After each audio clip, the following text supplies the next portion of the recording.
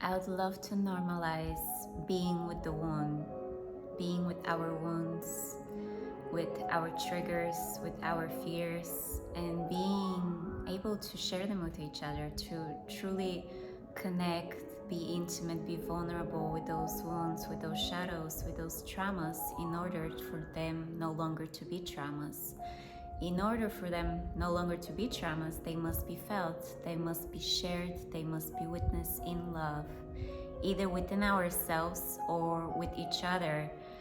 So let's normalize speaking about the shadow, because through speaking about the shadow is we get to connect more with our light, because the light shines on the shadow is brought to the light, and meaning there's really no separation between one or the other. It is the yin and the yang and the full spectrum of existence. So the more we hide our shadows, the more we actually suppress ourselves, suppress these different parts in ourselves. And when we suppress, when we depress, we don't fully feel the full spectrum of life, the full spectrum of existence that is here right now. Meaning, if I am to suppress the shadow, I do suppress also my light, because I am still suppressing, depressing, not feeling something fully that is within me. Meaning, if I'm not feeling it fully, it's somewhere hiding. It's being either expressed as an ache or disturbance in the body, or as dis-ease, not being at ease within the body. It can show up in so many different variations. So the light is meant to be shined on the shadow, and in order for that to happen, the shadow must come to the light, meaning we got to share, we got to feel, we got to witness our pains, our fears, and allow them, give them the space and room to come up, and without suppressing and depressing. And once they're up and starting to be felt, the most important thing is really to just hold them in love. The spaciousness around to be in love. Meaning, imagine if you have a thought and then another thought. Usually thoughts come one after another, but there is spaciousness between those thoughts. There is a moment in time before the next thought appears. So imagine then, if the spaciousness between the thoughts increases, it becomes a little bigger and a little bigger, from 2 seconds to 3 to 5 to 10 seconds of just space, stillness, silence. We are made of space, after all, 99.9999 infinity 9% space. So we are space, and here we have forgotten and myopically focused on this just little version of ourselves as the story, as the me, as the thought. And there's so much more beyond the story, the thought, the feeling, even the reaction, because it all comes and goes, and it is this space that we're meant to increase between those thoughts. That's why meditation is so incredibly powerful. Creating more stillness, creating more spaciousness, creating more breath, like literally breathing deeper. And through this we inhale more life. And then that life is going through all the little cracks and crannies, through the shadow, through the little parts in us that are hiding. So with my breath, with the space, me creating within, I literally give space through my attention, through my breath, through my intention. I give more space to my inner being to allow for the shadow to rise. And as the shadow rises, then I get to witness it, I get to be with it, I get to feel it. And if I choose to, I get to share it, which is even the most powerful thing, to share it through our voice. And our shadows, our wounds, our pains are the way to our gifts. So by knowing my shadow, I get to know my gift. My gift is within my shadow. Yin and yang, shadow and light, they're all together, right? So here I go. One of my deepest wounds when I was a little girl was not feeling adequate. This deep feeling of inadequacy to speak, to communicate, to express myself through words. So often I was called stupid, I was called I couldn't do things.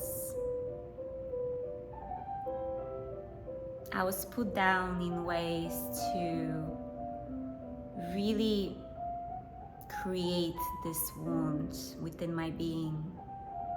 So then throughout life, this inadequacy, feeling inadequate to fully speak, express, share, just be authentically me in my voice, in what I have to say, that it does matter, it is important, or it does have a value, meaning this voice frequency, especially when coming from the heart, especially when shared naturally, without thinking, without the head getting on the way, just truly as it is. Because this is how I felt when I was little. There was so much to express, yet I felt so misunderstood. So I suppressed, I hid myself. And now communication has come to be one of my greatest tools. I hold space for others, and I also communicate, reflect back to them more of themselves, of who they are. And that sometimes can be uncomfortable for others, because I may reflect your light and I also may reflect your shadow, and I will be honest with you, but this comes from the deepest love, not from judgment, not from trying to fix, but really being the mirror, reflecting back. So this has become one of my superpowers now, really gifts, to reflect back and to be able for the other person to see themselves more clearly. So there are many wounds, and some of our main wounds become our main gifts in life. So let's connect more with the wound in order to discover our gift. Let's connect more with the shadow in order to discover our light, our purpose, which is ultimately for all of us to truly be here, grounded in this body, and to express ourselves, the authentic version, the effortless expression that wants to come through. I do not think when I speak now. I did not plan what I would say. It's just coming through. And this is again and again and again to continue on with that in every moment in our lives.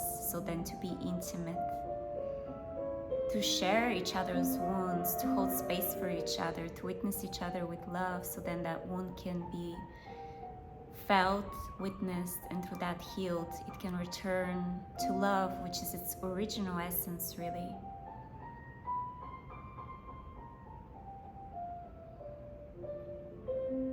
And the space, to hold space, to be the space as what is witnessed is ready to come through on its own.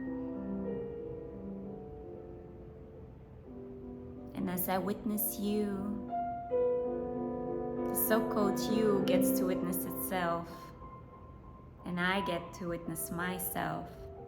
So it's one and the same, really. Beyond the mind, it's got to be experienced in order for mental concepts and so-called knowledge to turn into wisdom.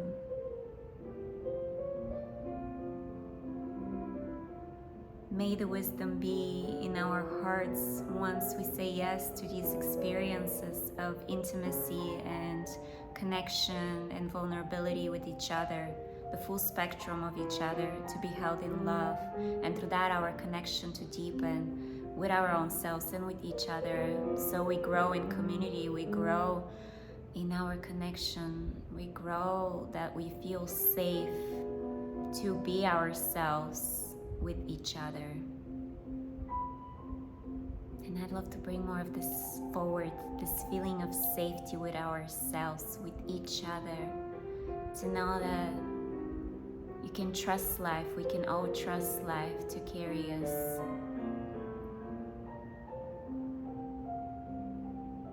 In all of our expression of existence, in all of life, that all of life can be held in love, and through that all of life transforms in love. So may all of it be embraced, shadow and life, yin and yang. Together as one, may we come in that remembrance. And this is my prayer, and this is my offering, and this I'll continue to share more of here.